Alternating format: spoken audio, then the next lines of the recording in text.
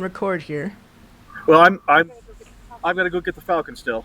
It's all right. I'm going to have Susan follow me with the cell phone Okay. and get the falcon, and so you'll have that plus when I come back and sit here and we as we talk. Does that make Okay. sense? So I'm just recording whatever we edit later. Okay, sounds good. I'll record go- your chair. I'll go get Kate.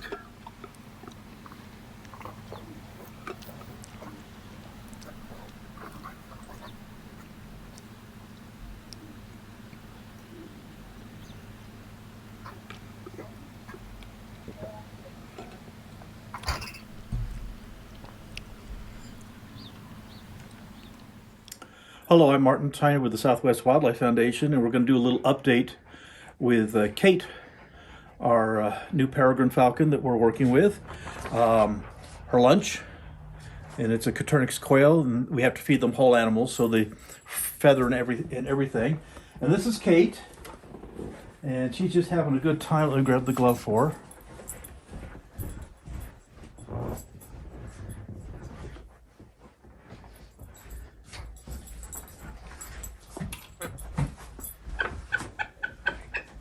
Now this has been our falcon that's been in captivity through a captive breeding program and hasn't been worked with for about 6 years, and so she's very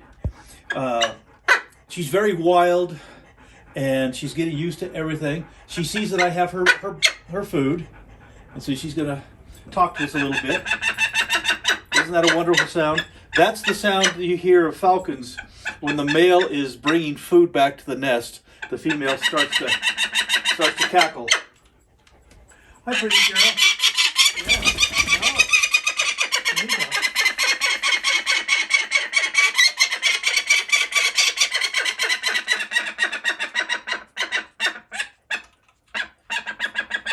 There's my pretty girl.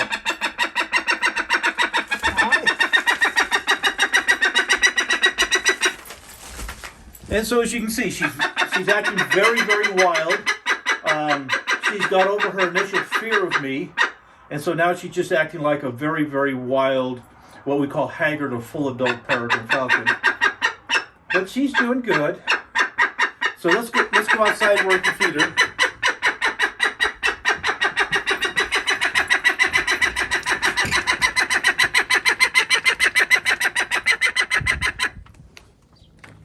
That's my girl.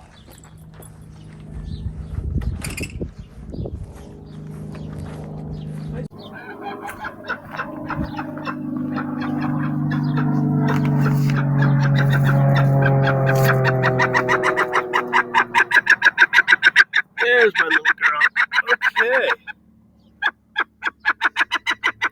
Hi. Hi, pretty girl. Anyway, we're outside.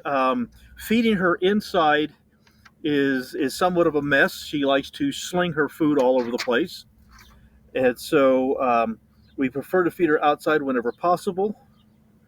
And again, this is her lunch. Yeah, that's your lunch, huh, sweetie?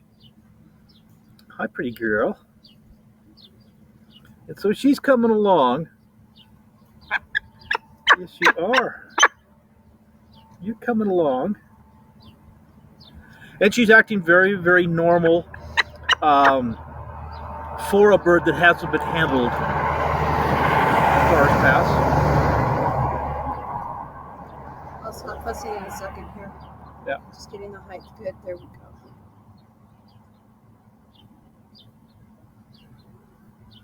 Hey, sweetie, there you go. Pretty girl. Okay, so this is our little peregrine, and we have a little bit of good news for everybody. In fact, we've got quite a bit of good news, but Kate is officially adopted. And so this is her 3-186A, the federal form we sent to the U.S. Fish and Wildlife Service and the Utah Division of Wildlife Resources, which basically recognizes her, one of our birds, and so she is officially part of the Tyner clan. Oh, my pigeons just went nuts. Is there a falcon? Oh, there's a Cooper's hawk. Oh my gosh. A nice Cooper's hawk just caught one of my pigeons. How cool is that? Yeah, a Cooper's hawk. So we'll just try not to bother our little Cooper's hawk. There's a Cooper's hawk over on the pigeon loft on top. Camera and zoom in on her without getting too close. Sure, if you can. Try not to bother her. That's Her meal. I can That's zoom her- in from here. okay. So anyway, we have a Cooper's hawk just caught one of our pigeons. They're right now migrating through, getting to their spring nesting territories. She's right on top of the coop, right? She is right on top of the coop. She's invisible, even in the camera. You can't see her because she's holding still. I can see her with my eyes. Well, there you go. Oh, she's a pretty thing. She's a full adult, and so she's got the red breast on her because she's a full adult. So always excited around here if it's not one of my own animals that we're working with. Yeah, you're gonna start eating now. What a good girl. That's my baby, huh? Yes, you are. It's one of the wild ones coming through, getting lunch. And so, yeah, we're very excited. Like I said, we have filled out the official paperwork and have mailed all the information in, and so she's part of the family now, officially. And we've had her for a little more than 2 weeks, and so she's settling in. When we first got her, she wouldn't eat. But she just lived in a chamber and she was given all the food she wants. But she wasn't handled by humans. And so she was afraid and wasn't willing to eat in front of people. And so it was a bit of a process to get her to be comfortable feeding. And not only is she feeding here in front of me, but Susan's right here. And I'm going to go out back. And Not bother you or the Cooper's hawk. yeah. Such a good girl. Yes, you are. But now she eats really, really well. And probably this Sunday, I will take her base weight. And what base weight is extremely important. And what that does is that kind of tells us how fat we can get her. Basically, when they've eaten all they want for a couple of weeks and put all the weight possible, then we weigh them, and then from that point, we can then reduce their weight by somewhere between 10% below the base weight and 20% below the base weight. It's going to be in that range, and that's going to be the weight that we will train her at. That she'll be hungry enough that she's willing to exercise and chase the lure and start her on her fitness program. So right now, all that she could possibly want to eat. And like I said, Sunday we'll weigh her and see where we're at, and then kind of start the training process.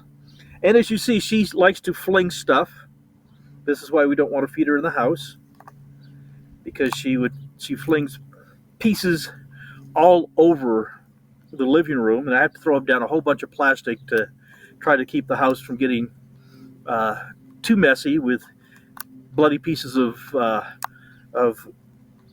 quail and rats and mice slung all over the living room. And so the weather's nice, so it's a nice time to come out here and do this. To let her throw her food around outside. I'm a pretty girl. What is she and eating? So right now, she's eating a Coturnix quail, and so that's her lunch, and she'll eat this whole quail, and that's a nice, really big meal for her to eat this whole quail. And our Cooper's hawk is still he's just starting to break into his lunch as well. So I got 2 birds I'm feeding right now. We got 2. pretty Kate the Peregrine, and the Cooper's Hawk has no name because he's just a wild one coming through getting a free meal. So can you go over ways that she's starting to feel more comfortable, that she's starting to like it there, and then ways that you would be able to tell her she wasn't? Absolutely. Well, probably the first thing is when you first get a bird in, they're a completely wild one. They're very, very terrified. They're very frightened. They're so frightened they won't eat, and they'll even act a little bit tame when they should be acting completely wild and violent. When they're really, really afraid, they sit super quiet, and it's kind of like if you were in a bank and a couple of guys come in with guns to hold up the bank, and they scream at everybody to get on the ground. You're terrified, and all you want to do is disappear. And so you sit very, very quietly. You lay down on the floor and just hope that nobody sees you. So that, yeah, I know you don't like the guts. There we go. So nobody sees you. And that's the way a lot of these wild ones are. They're very terrified, and they're afraid that you're going to kill and eat them. And so they just sit really quiet, and they won't eat. If they feel they have a chance to escape, they might try. But other than that, they're just really, really stressed. And so over a period of time, we've been holding her for several hours every day, getting her used to, cars going by, getting her used to the dog, getting her used to Susan, getting used to kind of walking around a little bit, just getting her used to putting on a hood, and all of these things. The more comfortable she gets, the more she's willing to kind of protest. And so we go from really terrified, not wanting to move, to being incredibly uncooperative and vocal and protesting, and then to the point where they are accepting the situation. They're eating good, and they're not being frightened anymore, and that's the point where we can start the training. And so she's going through this whole process now, and as you see, she's eating vigorously. And I get my hand up here, and it completely ignores my hand. Oh, are you gonna bite it now? Are you gonna bite it because my hand's in the way? Are you, sweetie? And so we just let her kind of do her thing, she'll get to the point where she'll start acting more tame, because she's past the stress and she's past the protest, where we start to develop a partnership. So that's kind of what we're working on right now. So yes, this Sunday we'll put you on the scale, and we'll see what your base weight is. And that's another thing. Once we start to bring her weight down a little bit, she becomes more dedicated to wanting to eat. And so she'll be a lot more likely to look forward to my approach, because she knows that good things happen when she's on my glove. So just a little bit of a process. A pretty girl.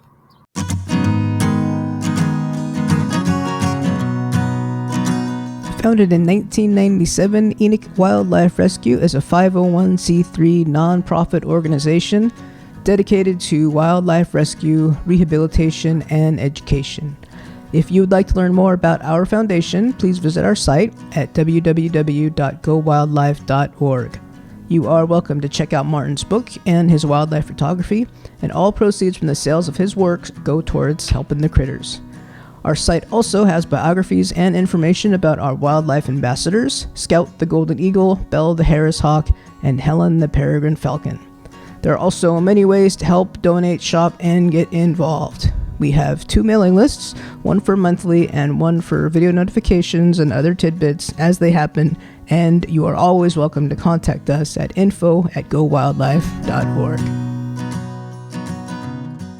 Has there been any interactions or recognition between her and Helen? You know, I've had them perch on a perch across the room from each other, and they just completely ignore each other. You see, she doesn't know that Helen is her younger sister. All she knows is Helen's another bird of prey, and so there is no sibling relationship, and that's very, very true with all birds of prey. Once they leave the nest and they leave the pair, then mom and dad aren't really even their mom and dad anymore, and so there's no long-lasting maternal or fraternal relationship with their young.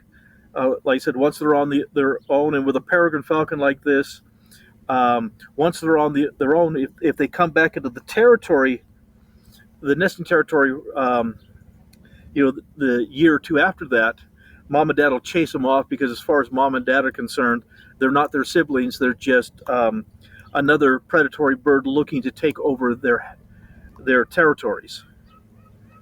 And so the only time they build a relationship is during the nesting season with their mate, and then they pair bond. But after the nesting season is over, the male and female go their own direction.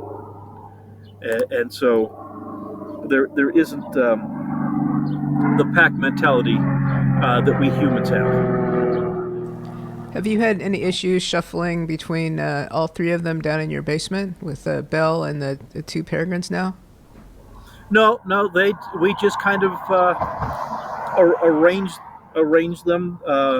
They're sitting on perches far enough away from each other that there's no issues. And like I said, right now they're very, very well fed, so they don't really see anybody as competition for food, and so we're just kind of hanging around. So no issues whatsoever.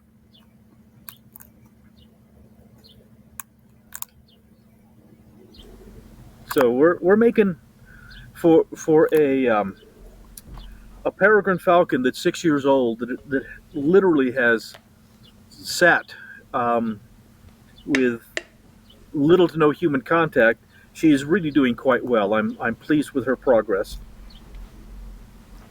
So we're hearing bones cracking then, huh? Oh yeah, she's breaking the leg bones.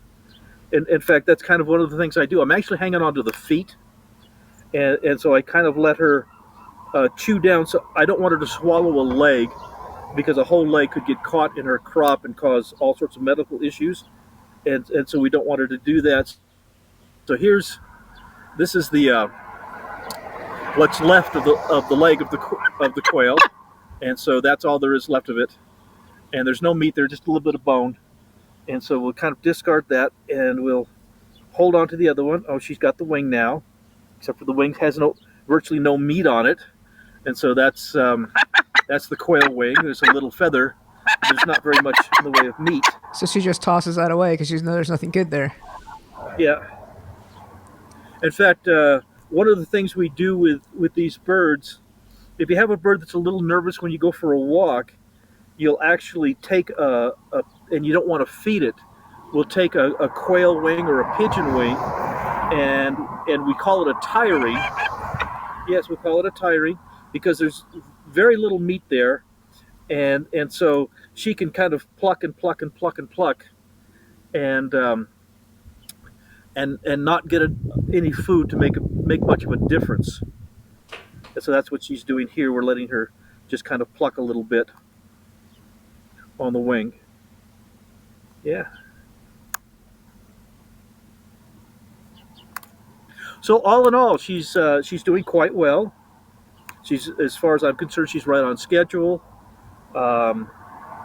We should be able to have her flying free and exercising well by the beginning of the falconry season, which starts in September. But between now and then, it's a lot of time on the glove and a lot of food and just a lot of socialization time is what we're doing. And this is something that a lot of falconers don't do that they all should be doing. And that is during the off season, and this is the off season, the falconry season, September through February. And a lot of falconers, what they'll do is once the falconry season is over, they put the birds into a chamber and they just throw food to it and make sure it has fresh food and water. But other than that, the bird really doesn't get socialized very much. And what happens is the birds turn wild. And then you get into the end of August and you're going, okay, I need to start getting my bird ready for the season. And now you've got a completely wild bird that you have to almost completely retrain. But if you take the off season and you sit in front of the television set and watch TV with the bird on your glove, and you come out and you hand feed them like I'm doing here, what you'll end up with is at the beginning of the falconry season, you won't have lost any ground. The birds, other than some fitness issues, the bird's really ready to go to get back into its falconry program. Huh, baby girl, you're ready to get back in. Okay, it's all gone. You ate it all. You ate a whole quail. Yeah. Now, I think you guys can see one of the things we talk about in falconry is that a bird doesn't have a stomach, it has a gizzard. And a gizzard's a very, very small muscle. It's about that big around, it's a little tiny thing, and it doesn't hold any food to speak of. The gizzard's for kind of grinding up and digesting the food. And so when a falcon eats a big meal,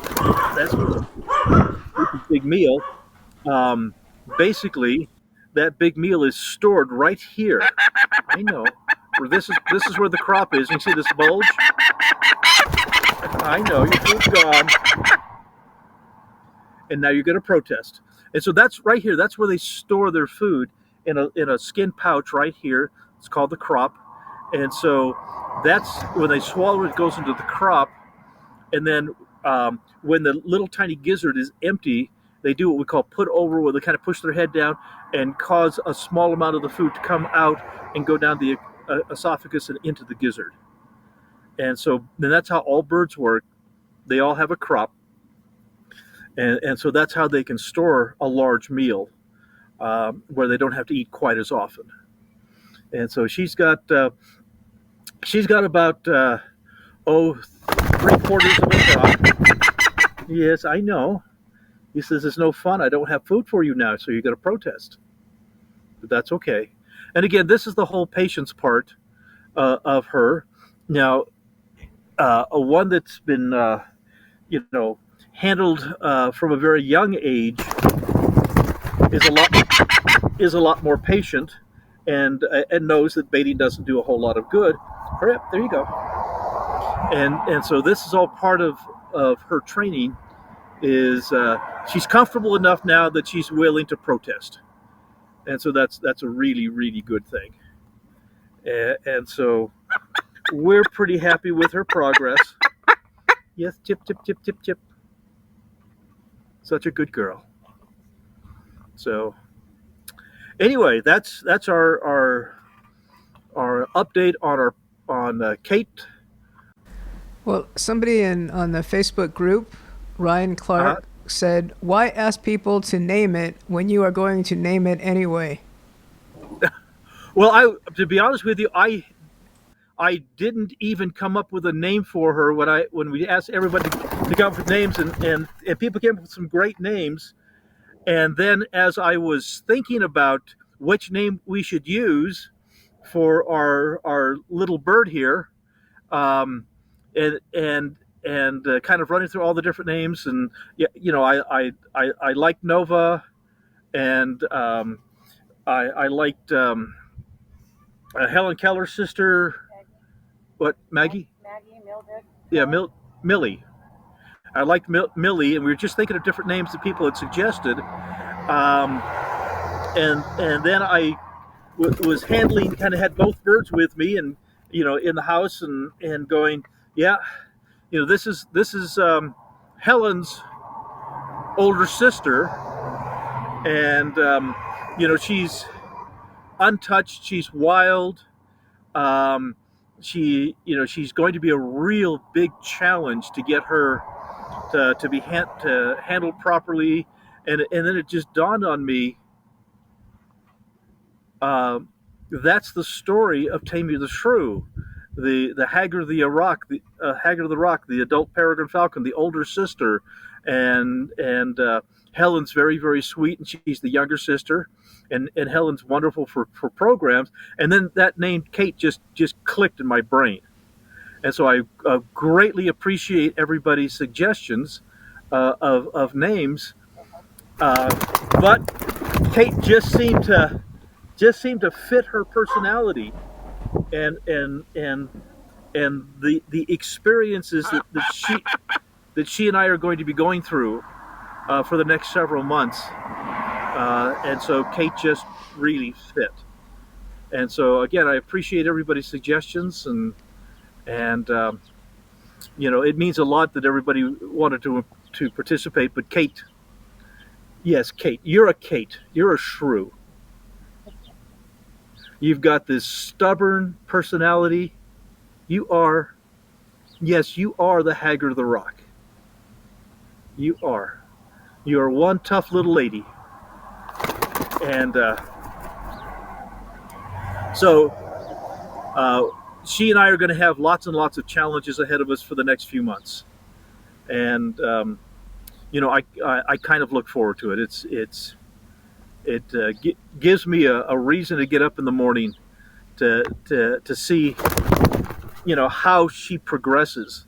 When to have like my Harris Hawk Belle, and Belle is so good. There's just nothing to do with Belle. There's very little training that ever has to be done. She and I have been together 3 years, and there's really no challenge.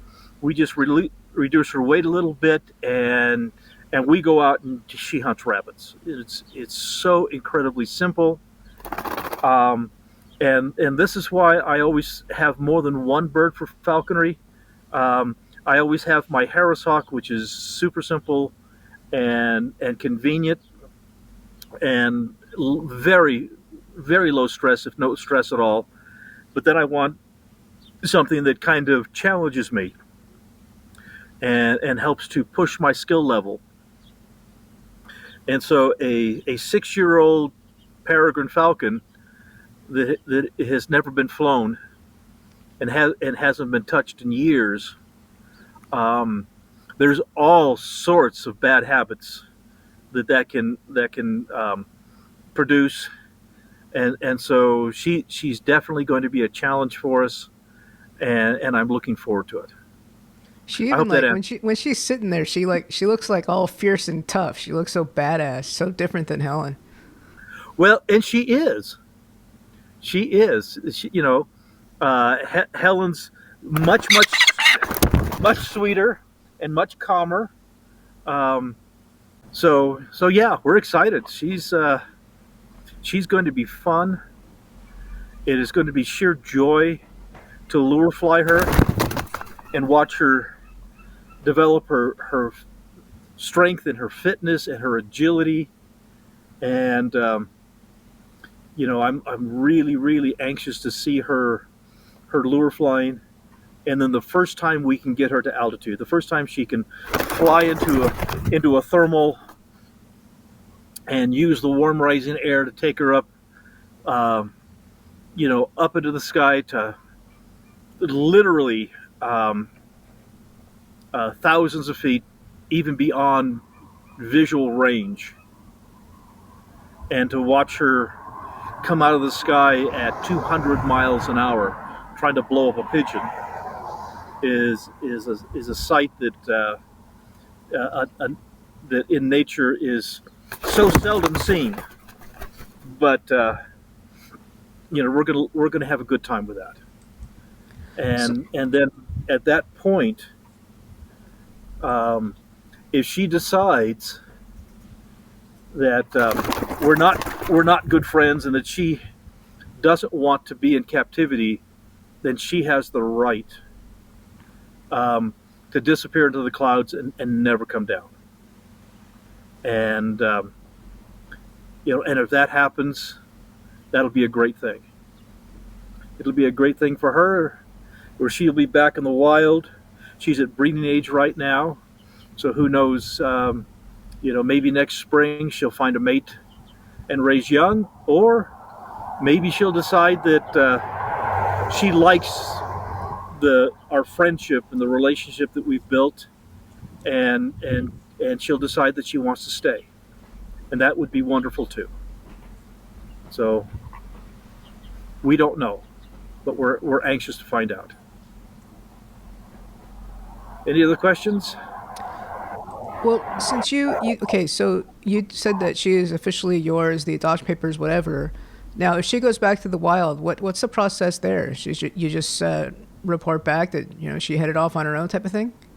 Yeah, basically, if she decides that she's not going to come back, I know.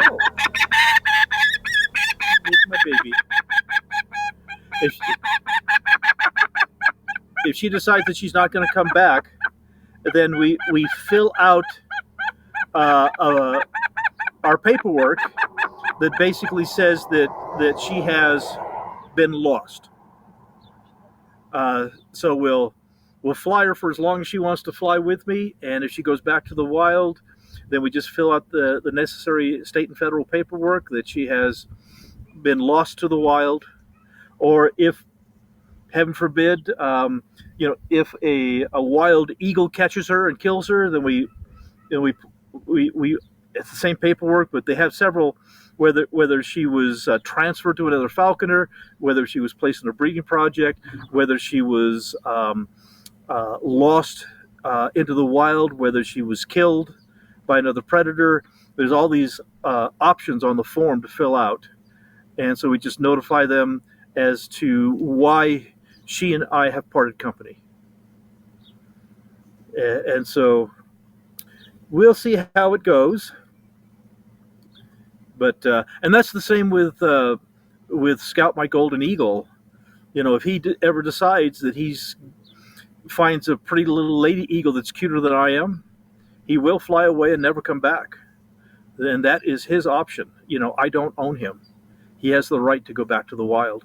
And if that's yes, you're being cute. Yes, you are. I love it when she's starting to show these little bits of curiosity, like okay, I'm being interested in you. You're starting to listen to my voice. That's a good thing. So exciting, she's coming along. We're very happy with everything that's been going on. And like I said, it's we don't know. We have no idea, what's going to come of all of this. I hope that that she will be. We'll get her physically fit and get her so that she is hunting, and that she has that choice as to whether to continue our friendship or to go back to the wild. And so that's our goal, get her to that point.